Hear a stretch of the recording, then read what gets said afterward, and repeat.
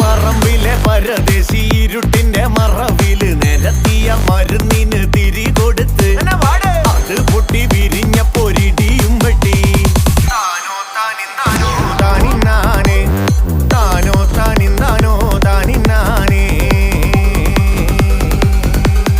അത് പൊട്ടി വിരിഞ്ഞതും പല ഭാഗത്തിരുന്നു